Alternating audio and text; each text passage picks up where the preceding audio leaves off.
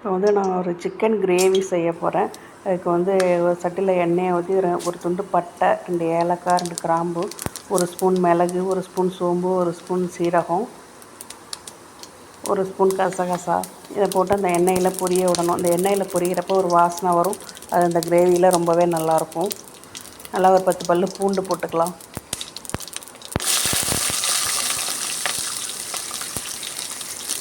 ஒரு கை சின்ன வெங்காயம், பெரிய வெங்காயம் ரெண்டும் கலந்து ஒரு கை போட்டுக்கலாம். போட்டு ஒரு துண்டு இஞ்சி இதையும் போட்டு நல்லா வதக்கிட்டு, ஒரு 2 தக்காளி அதையும் அரிஞ்சிட்டு வதக்கிட்டு, தேங்காய் ரொம்ப வேண்டியதில் ஒரு கரை மூடி போட்டால் போதும், இல்லைன்னா ஒரு கை அதுமாரி அள்ளி போட்டுக்கலாம். போட்டு ஒரு 10 முந்திரியை போட்டு நல்லா வதக்கிட்டாக்கா அதை வந்து மிக்சியில் நைஸாக அரைச்சி எடுத்துக்கணும். அப்புறம் எண்ணெய் சட்டியை வச்சு ஒரு 4 ஸ்பூன் நல்லெண்ணெய் ஊற்றிக்கலாம். இதில்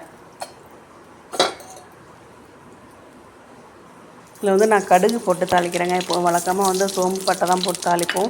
இதில் வந்து நான் கடுகு போடுறேன். இது வந்து ரொம்பவே நல்லாயிருக்கும்.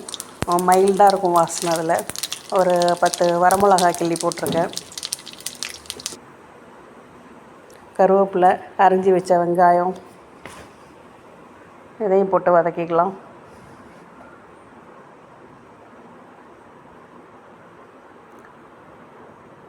எப்போதும் ஒரே மாரி குழம்பு வச்சு சாப்பிடாம இதுமாரி சின்ன சின்ன மாற்றங்கள் தான் அதில் செய்கிறோம்.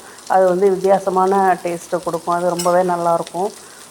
மஞ்சத்தூள் 1 ஸ்பூனு, மிளகாத்தூள் வந்து 1.5 ஸ்பூன். மிளகா வேறு கிள்ளி போட்டிருக்கோம், மிளகு வேறு இருக்குது. அதனால் காரத்துக்கு தகுந்தாப்புல மிளகாத்தூள் போட்டுக்கலாம். மல்லித்தூள் 2 ஸ்பூனு, ரெட் சில்லி பவுடர் ஒரு 1/2 ஸ்பூன் போட்டிருக்கேன். போட்டு இந்த மசாலா அரைச்சதையும் அதில் சேர்த்துக்கலாம். இது ஏற்கனவே வதக்கி அரைச்சது தான், அதனால் ரொம்ப வதக்க வேண்டியதில் லைட்டாக ஒரு கிண்டிட்டு அந்த சிக்கன் எடுத்து இதில் சேர்த்துக்கலாம்.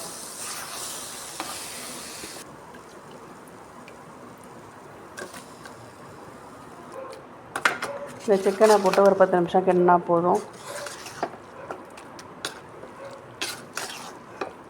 கிண்டிட்டு இந்த மசாலா அரைச்சதெல்லாம் இந்த தண்ணியெல்லாம் ஊற்றி கழுவி அதில் ஊற்றிட்டு கொஞ்சமாக தண்ணி ஊற்றினா போதும். கிரேவி வந்து கொஞ்சம் கெட்டியாக இருந்தால் தான் அது நல்லாயிருக்கும். தண்ணியாக போயிடும் இல்லைன்னா குழம்பு.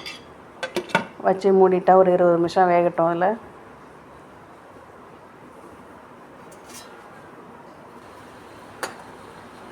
இப்போ ஓப்பன் பண்ணி பார்த்தா நல்லா வாசனையாக நல்லா இருக்குது.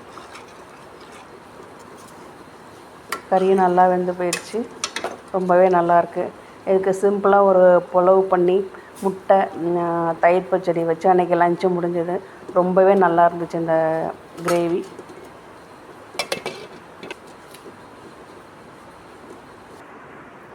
இந்த வீடியோ பிடிச்சவங்க லைக் பண்ணுங்கள், ஷேர் பண்ணுங்கள், சப்ஸ்கிரைப் பண்ணுங்கள். செஞ்சு பார்த்துட்டு எப்படி இருந்துச்சுன்னு